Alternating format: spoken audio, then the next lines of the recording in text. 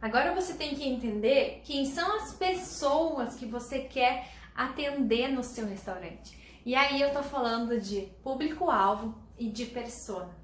Como você faz para mapear e para encontrar esse público-alvo? Porque se você fizer qualquer ação de marketing sem pensar nesses itens, a chance é que não vai dar nem um pouco certo. Ou você vai estar lá vivendo de marketing de esperança. Sabe aquele marketing que eu vou lá, eu faço, vamos ver, se Deus quiser vai chegar meu cliente. E não é assim que deve ser feito. Você tem que sim ter uma estratégia e ter um público mapeado para você conversar diretamente com ele de forma estratégica e da forma correta. Bom, o que seria o público-alvo então? O público-alvo são as pessoas que você deseja que frequentem o seu restaurante. E não se preocupe com o tamanho desse público, se ele é muito grande ou se ele é muito pequeno. Principalmente quem tem um público pequeno, porque tem um nicho mais específico de serviço, e isso a gente vai ver em outro módulo. Não se preocupe, porque muitas vezes, quando você é especialista de um nicho, mesmo que ele seja pequeno, você tem aí muita força e não sabe. Então, por exemplo, eu sou arquiteta, eu posso então ter um escritório de arquitetura com foco em projetos de clínicas dentárias. Ou seja, o meu cliente ele vai ser quem? Ele vai ser um dentista. Ou, por exemplo, eu posso ter um escritório com foco em pessoas que querem construir uma casa. Por que eu preciso ser específica no meu público? Porque as necessidades de um dentista são completamente diferentes das necessidades de um público que quer uma casa, não é mesmo? Quem quer um consultório dentário, a pessoa está preocupada em faturar mais, em atrair o cliente dela através do ambiente, em ser funcional para que ela execute um bom trabalho para aquele paciente dela. Já uma pessoa que quer construir uma casa, ela quer conforto, ela quer bem-estar, ela quer lugar para a família. É completamente diferente, conseguem perceber? Os valores vão ser diferentes, os desejos vão ser diferentes, as necessidades vão ser diferentes. Então, cada público exige aí a sua necessidade. Agora, pode ser que você me diga o seguinte: mas eu quero vender para todo mundo, porque eu vou perder cliente se eu for especialista, se eu for específico. Eu quero vender para todos os públicos. E eu vou te mostrar por que você está errado em pensar assim. Pensa comigo.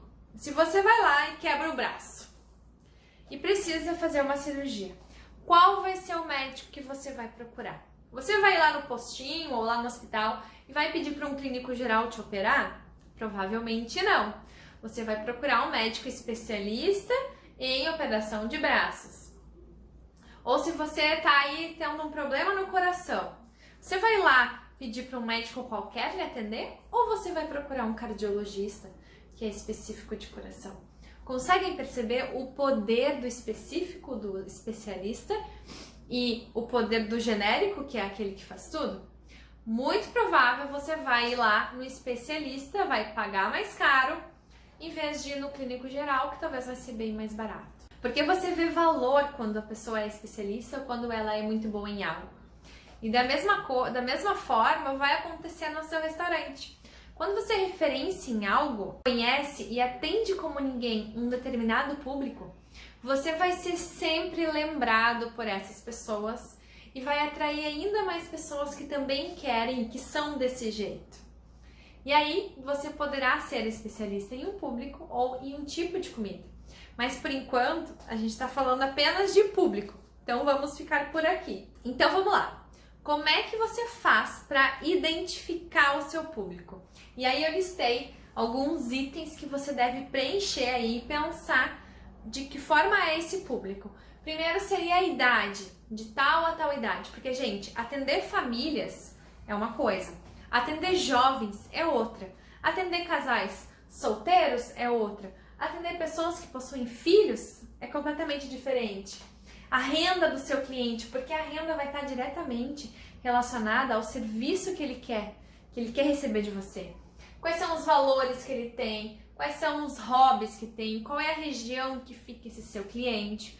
Então aqui vai alguns dos itens que você tem que preencher, mas existem outros. Agora, Para o seu público-alvo ficar bem definido, que você não erre nessa parte, além de definir o seu público-alvo, é muito importante que você defina a sua persona. E agora, então, o que seria a persona? A persona é o nosso cliente ideal, que não necessariamente você vai atender sempre ele, mas quando você tem claro o seu cliente ideal, fica mais fácil de você atingir ele.